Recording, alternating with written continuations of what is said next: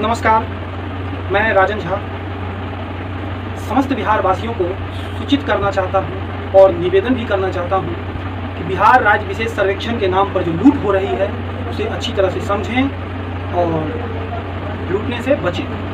जैसे कि बिहार सर्वेक्षण में प्रपत्र 2 को भरना पड़ता है, तो प्रपत्र 2 आप भर लीजिएगा। उसके बाद आती है वंशावली। तो बंदोबस्त पदाधिकारी के द्वारा, कलेक्टर साहब के द्वारा और जिला पंचायती राज पदाधिकारी और बिहार सरकार के द्वारा भी यह स्पष्ट कर दिया गया है कि बिहार सर्वेक्षण में वंशावली जो होगा वो स्व घोषणा पत्र के आधार पर ही हो जाएगा। यदि कोई आपत्ति होगी तो उसके लिए ग्राम सभा का आयोजन किया जाएगा और उसमें उस आपत्ति का निराकरण कर दिया जाएगा। जहाँ तक वंशावली में शपथ पत्र की बात है, तो इस चीज़ों को अभी तक स्पष्ट नहीं किया गया है कि शपथ पत्र नोटरी पब्लिक चलेगी या मजिस्ट्रेट के द्वारा चलेगी। वैसे कई जगहों पे देखा गया है कि नोटरी शपथ पत्र के द्वारा भी वंशावली निर्गत की जाती है, लेकिन कई पंचायतों में पंचायत सचिव के द्वारा नोटरी पब्लिक को मान्य नहीं किया जा सकता है, जो दुर्भाग्यपूर्ण व दुखद है। इसका कोई स्पष्ट निर्देश नहीं है। कल मैं जलवा पंचायत के पंचायत सचिव निर्मल देव सिंह से बात किया, उन्होंने कहा कि हमारे पास निर्देश है जिस पर यह स्पष्ट लिखा हुआ है कि शपथ पत्र एग्जीक्यूटिव मजिस्ट्रेट का चलेगा। तो उन्होंने कहा कि मैं आपको व्हाट्सएप करता हूँ, लेकिन जब उन्होंने 2-2.5 घंटे तक व्हाट्सएप नहीं किया, उसके बाद मैं व्यथित होकर और एग्जीक्यूटिव मजिस्ट्रेट के यहाँ मारा पिटी, गाली गलौज, मोबाइल चोरी की कई घटनाओं को जब देखा तो मुझे रहा नहीं गया और मैं जिला कलेक्टर को एक आवेदन दिया। तो मैंने जिला कलेक्टर को एक आवेदन दिया।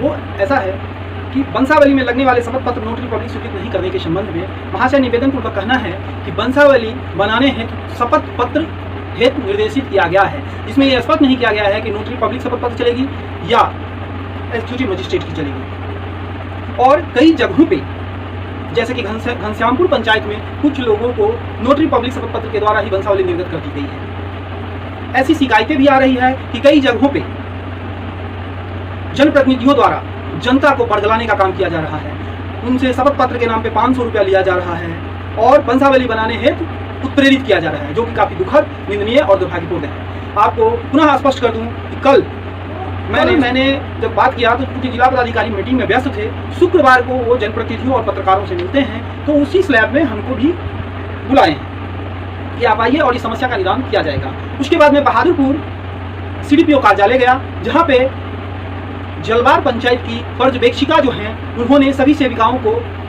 वंशावली फॉर्म पे हस्ताक्षर करने से मना किया। उन्होंने कहा कि सरकार के द्वारा कोई ऐसा स्पष्ट निर्देश नहीं दिया गया है और स्पष्ट निर्देश नहीं होने के कारण हम इस पर हस्ताक्षर नहीं करेंगे। तो ऐसे में सवाल उठता है कि वंशावली फॉर्म में पंच, वार्ड सदस्य, आंगनबाड़ी सेविका, चौकीदार, मुखिया का जो हस्ताक्षर होता है, तो ये लोग तो टाल मटोल करेंगे कि हमको कोई स्पष्ट निर्देश नहीं दिया गया है, जिस कारण हम इस पर हस्ताक्षर नहीं करेंगे। ऐसे में जनता परेशान होती है और इधर उधर भागती है।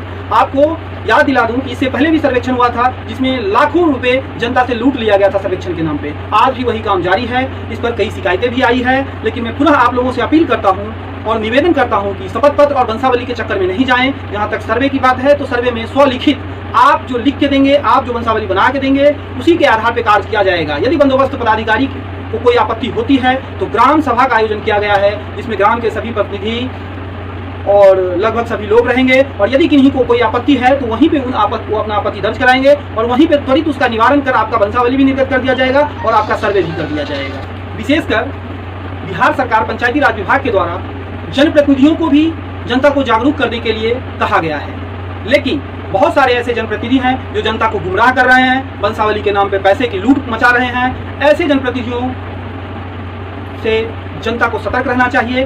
वंशावली के लिए एग्जीक्यूटिव मजिस्ट्रेट का शपथ पत्र लगेगा या नोटरी पब्लिक शपथ पत्र लगेगा, ये आपको शुक्रवार से शनिवार तक जिला पदाधिकारी के द्वारा स्पष्ट कर दिया जाएगा। और आंगनबाड़ी सेविकाएं भी इस पर हस्ताक्षर करने से मना कर दिया है। आप जाएंगे, वो उस पर हस्ताक्षर नहीं करेंगे क्योंकि उनको ऊपर से निर्देश है कि अभी तक कोई स्पष्ट निर्देश नहीं आया है, इसीलिए किसी भी वंशावली को आप अप्रूव नहीं कर सकते हैं। ऐसे में सवाल उठता है कि जनप्रतिनिधि सिर्फ जनता को ठगने के लिए बनाए गए हैं या जनता को जागरूक करने के लिए बनाए गए हैं।